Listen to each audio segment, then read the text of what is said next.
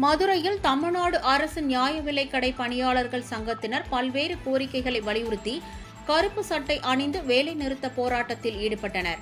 பழங்காநத்தம் ரவுண்டானா பகுதியில் நடைபெற்ற போராட்டத்தில் விரல் ரேகை பதிவு, ஆதார் சமர்ப்பிப்பு 40% மீண்டும் நடைமுறைப்படுத்த வேண்டும், பொது விநியோக திட்டத்திற்கு தனித்துறை, கல்வி தகுதிக்கு ஏற்ப ஊதியம் வழங்க வேண்டும் உள்ளிட்ட 30 அம்ச கோரிக்கைகளை வலியுறுத்தி பெண்கள் உட்பட 100க்கும் மேற்பட்டோர் கருப்பு சட்டை அணிந்து கண்டன கோஷங்களை எழுப்பினர். எங்களது முக்கியமான கோரிக்கை தனித்துறை வேண்டும்.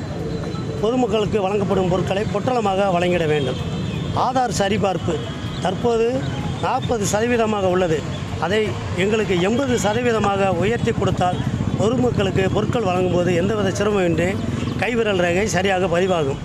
இந்த 3 கோரிக்கைகளும் முடித்துக் கொடுக்கும்படி தமிழக அரசை இந்த ஆர்ப்பாட்டத்தின் வாயிலாக கேட்டுக்கொள்கிறோம்.